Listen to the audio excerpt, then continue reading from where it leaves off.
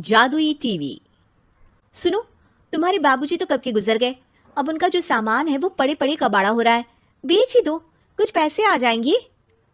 बात तो सही है। अगले संडे फुर्सत में यही करेंगे। अगले संडे रोहित सारा सामान कबाड़ी को घर बुला के दे देता है। तभी उसकी नजर बाबूजी की पुरानी टीवी पर जाती है, जो इतने सालों तक कूड़े में पड़ी थी, फिर भी चमचमा रही थी।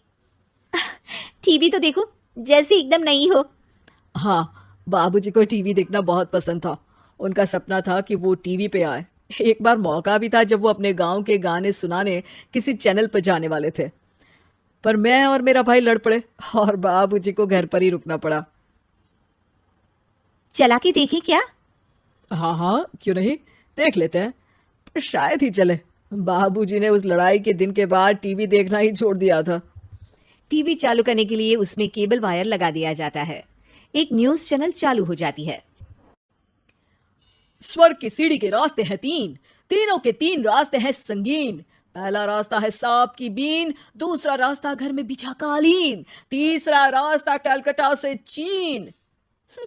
ये क्या बकवास खबर है, कुछ अच्छा लगा दो। अरे आप बोलो तो सही, कोई अच्छी खबर सुना देता हूं। मेरा तो काम ही खबर देना है। अरे बाप रे, टीवी बात कर रही है। हाँ, ये न्यूज वाला मुझसे। हाँ हाँ, आपसे ही तो बात करूंगा ना, आपके घर में हूं तो। अरे ये सपना है क्या? तुम हमसे बात नहीं कर सकते? अरे सपना नहीं भाई साहब, ये टीवी जादुई टीवी है। बोलो क्या खबर सुननी है, वरना ब्रेक लेने का टाइम आ जाएगा। सुप्रिया घबरा के टीवी बंद कर देती है। वो क्या था? अरे एक बार और चालू करके देखे, फिर से बात करेगा तो चैनल बदल देंगे। सुप्रिया फिर टीवी चालू कर देती है। अरे ऐसा कोई मुंह पे टीवी बंद करके जाता है क्या? मुझे बुरा लगा आपका नेचर। चाय पानी तो पूछो। सुप्रिया टीवी के बटन से चैनल बदल देती है। अब टीवी पर एक फिल्म चल रही है। अरे ये तो सूर्यवंशम है ना? हाँ, और ये ठाकुर को जहर की खीर दे दी और उसको पता भी नहीं है। ए भाई, खीर मत पीना, उसमें जहर है, मत पीना। ठीक है महाशय, जैसा आप कहें। हाँ। अरे आपकी बात मान ली, पूरी पिक्चर ही अब तो बदल जाएगी। मतलब ये सच में जादुई टीवी है? तभी वहां कबाड़ी आ जाता है। भैया, टीवी के 150 रुपए दूंगा, चलेगा? अरे 1.5 करोड़ में भी ना दे तुमको ये टीवी हम। अरे 1.5 करोड़ खरीदने को होते तो तुम्हारे घर में ये पानी चाय नहीं पीता, अंबानी या टाटा के घर बैठा कोल्ड कॉफी पीता। रोहित कबाड़ी का हिसाब करके उसे वहां से चलता करता है और अपने भाई शशिकांत को फोन लगा के बुलाता है। शशि थोड़ी ही देर में वहां पहुंच जाता है। क्या हो गया भैया? अरे बाबूजी का टीवी याद है? हाँ हाँ, जिसमें घुसे रहते थे हमेशा वो, और अपने को कुछ नहीं देखने देते थे। अरे वो अब जादुई टीवी बन गया है। भैया, आपकी बकवास करने की आदत अब तक नहीं गई।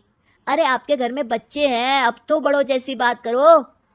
रोहित जाके टीवी चालू कर देता है। टीवी पर एक जादू का शो हो रहा है जिसमें एक जादूगर है। अब मैं अपनी टोपी में से कबूतर निकालूंगा। श्रिंग ब्रिंग श्रिंग बम फोपा फुफी फुफा पाउ। टीवी से कबूतर निकलता है और शशिकांत के सर पर आकर बैठ जाता है। भैया, ये क्या हो रहा है? भैया इसे उड़ाओ। ए कबूतर, जा जा, कबूतर चल निकल। अब मैं टोपी में से सांप। सांप सुनते ही शशिकांत कांप जाता है और भाग के टीवी बंद कर देता है। भैया सॉरी भैया, मैं समझ गया ये सच में जादुई टीवी है, पर एक बार और ट्राई करते हैं। पर भाभी, कोई दूसरा चैनल लगाओ जिसमें डर ना लगे। सुप्रिया टीवी चला देती है और न्यूज लगा देती है। अरे कितने दिनों बाद मुझे याद आया, बताइए क्या खबर सुनाओ। और ये नया आदमी कौन है? ये मेरा भाई है शशिकांत। ओह यस, वही है ना जिससे तुम लड़ लिए थे किसी बात पे, और तुम्हारे बुढ़ाओ पिताजी गुस्सा हो गए थे और टीवी को संन्यास दे दिया था।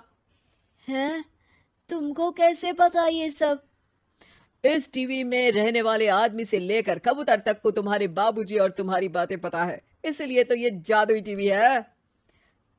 ये टीवी क्या कर सकती है वैसे? तुम जो मांगो दे सकती है। कहानी बदल सकते हो, खबर बदल सकते हो, कोई चीज मांग सकते हो। अरे भैया, ये टीवी मैं लेके जा रहा हूँ, बाबूजी का लाडला तो मैं ही था ना। अरे ऐसे कैसे? मैं बड़ा बेटा था, अब तक मेरे घर में टीवी थी ना। अब तक कहाँ गए थे पिताजी के लाडले? तुम्हारी गलती का एहसास भी है। अरे भैया ज्यादा ना बोलो वरना भूल गए आपके दांत तोड़ दिए थे मैंने उस लड़ाई में। मेरी बीवी के सामने मेरी बेइज्जती करता है। रुक दोनों भाई हाथापाई पे उतर जाते हैं। रुक, बताता हूं तुझे कि कौन बड़ा है। अरे छोटे का दम तो देख लीजिए आप। ये खबर आपके बाबूजी को देता हूँ। तभी टीवी अचानक बंद हो जाता है। अरे शायद टीवी नाराज हो गया। और लड़ लो। आए बड़े खली बनने। टीवी से एक तेज रोशनी निकलती है और टीवी में बाबूजी दिखाई देते हैं।